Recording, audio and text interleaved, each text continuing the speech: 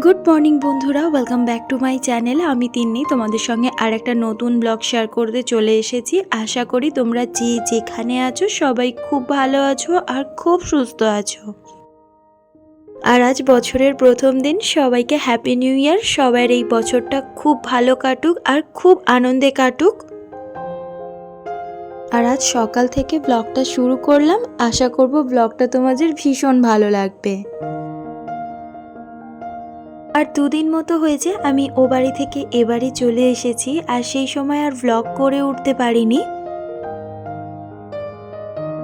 আর নতুন বছরে নতুন জিনিস, একটা কিচেন র্যাক এসেছে মায়ের, তো এক্ষুনি পার্সেলটা দিয়ে গেল, তো ওপেন করেছি। বেশ সুন্দর হয়েছে কিচেন র্যাকটা।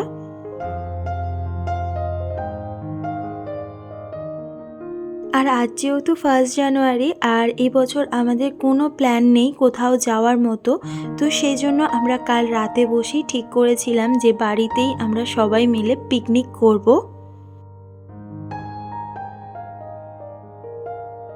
আর চিকেনের লেগ পিসগুলো দেখে বুঝতেই পারছো যে আজকে আমাদের পিকনিকে কি মেনু রয়েছে। তো আজ আমাদের বিরিয়ানি হতে চলেছে। আর ফ্রাইড রাইস চিলি চিকেন তো আমরা বাড়িতে প্রায় সময় খাই, তো সেজন্য ফ্রাইড রাইস চিলি চিকেনটা আর করলাম না, একেবারে সোজা বিরিয়ানিটাই আমরা ভাবলাম করি। কেন বিরিয়ানিটা করাটা একটু হ্যাপা, আর অনেকজন মিলে থাকলে বেশ মজায় মজায় বিরিয়ানিটা হয়েও যায়।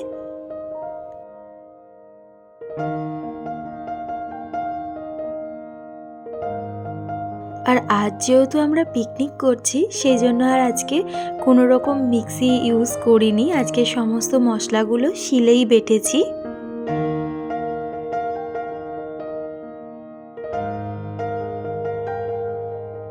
আর রান্না কিন্তু আমি আজ করছি না, কেন প্রত্যেক দিন তো আমি রান্না করি বাড়িতে। রান্না করতে করতে আমি ভীষণ বোর হয়ে গেছি, তো সেই জন্য সোনাইকে সমস্ত জোগাড়গুলো করে দিচ্ছি, আর রান্না কিন্তু সোনাই করবে।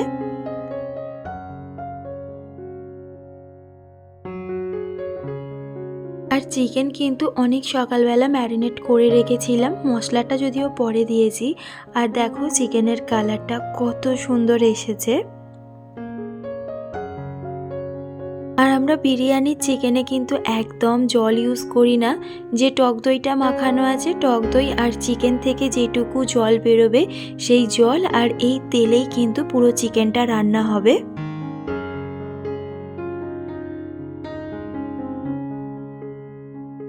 আর অনেকটা বেলা হয়ে গেছে, তো মা বলল একে একে সবাই স্নানটা সেরে ফেল।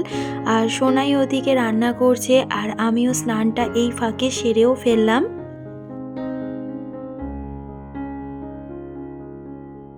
আর শীতকালে যেহেতু একদম সকাল সকাল ঘুম থেকে আমরা উঠতে পারি না, সেজন্য কাজও অনেকটা লেট হয়ে যায়। ও বাড়িতেও সেম, আর এ বাড়িতেও আমার সেমই হচ্ছে, সকালবেলা একদম ঘুম ভাঙতে চায় না।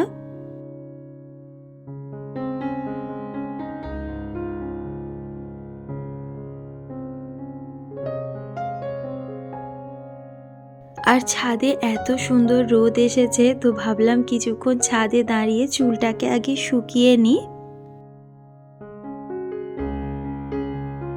আর শীতের দিনে কিন্তু এটাই মজা লাগে যে ছাদে দাঁড়িয়ে রোদটা পোয়ানো, আর রোদটাও আজকে যদিও খুব সুন্দর এসেছে।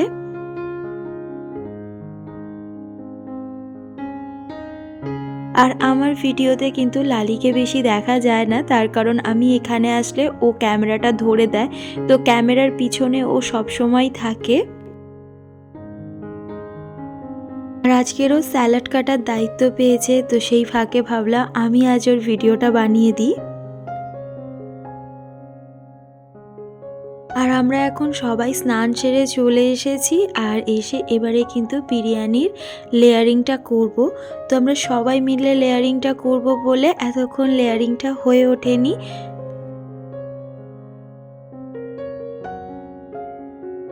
আর এত কিছুর মাঝখানেও মনটা খারাপ লাগছে শুধু তোমাদের দাদার জন্য। ও বলেছিল যে 31শে ডিসেম্বর চলে আসবো, আর 1 জানুয়ারিটা এখানেই কাটাবো। আর 2 তারিখে এখান থেকে ও অফিস বেরিয়ে যাবে, আমি 3 কি 4 তারিখে আবার ও বাড়ি চলে যাব, কিন্তু কিছু কাজের জন্য তোমাদের দাদা আসতে পারেনি।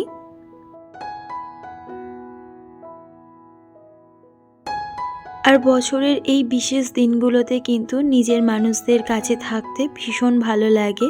যদিও এই মুহূর্তে আমার সমস্ত নিজের মানুষগুলো আমার কাছেই আছে, শুধু তোমাদের দাদা বাদ দিয়ে। তোমাদের দাদা যদি থাকতো একদম ব্যাপারটা পরিপূর্ণ হয়ে যেত।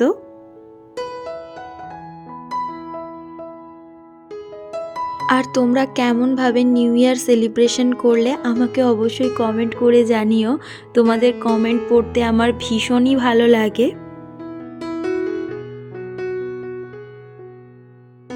আর আমি সোনাইকে হেল্প করছি, প্লাস ভিডিও করে যাচ্ছি।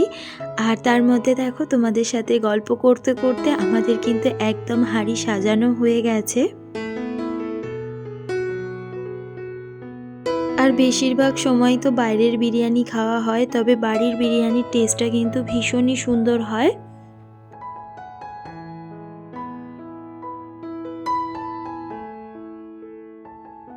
আর এখানে দেখো স্যালাড কিন্তু একদম রেডি হয়ে গেছে, আর স্যালাডটা দেখতেও ভীষণ ভালো লাগছে। আর এদিকে দেখো হাঁড়িটাও বসিয়ে দেওয়া হয়েছে, আর 10-15 মিনিটের মধ্যেই কিন্তু বিরিয়ানি একদম রেডি হয়ে যাবে।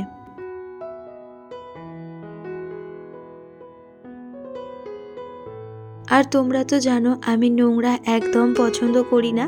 যেখানে বসে সমস্ত কিছু কাজ হয়েছে সেই জায়গাটাকেও ভালো করে আমি মুছে দিচ্ছি।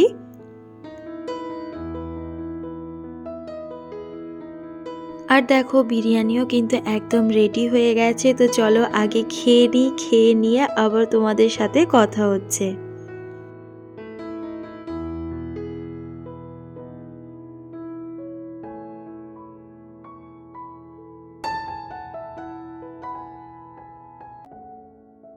গুড ইভিনিং বন্ধুরা। দুপুরের পর থেকে আর তোমাদের সাথে সেভাবে কথা হয়নি, আর এখন অনেকটাই সন্ধে হয়ে গেছে।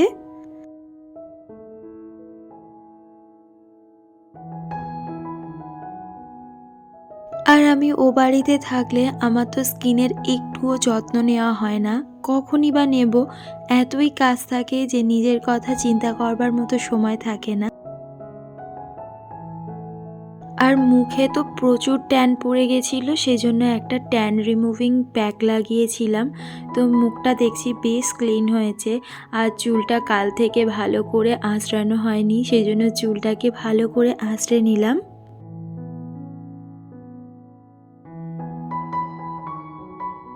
আর মা অনেকক্ষণ আগে রান্নাঘরে চলে এসেছে, আর আমিও মাকে হেল্প করব বলে রান্নাঘরে চলে এসেছি।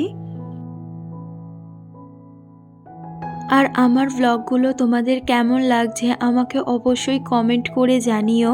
তোমাদের একটা কমেন্ট আর একটা লাইক আমাকে পরবর্তী ব্লগ বানাতে অনেক অনেক বেশি মোটিভেট করে। আর যারা চ্যানেলে নতুন তারা চ্যানেলটাকে সাবস্ক্রাইব করে দিয়ে চ্যানেলের পাশে থেকো। আজ এইটুকু, সবাইকে গুড নাইট, সবাইকে টাটা। দেখা হচ্ছে কাল আর একটা নতুন ব্লগে। চলো টাটা।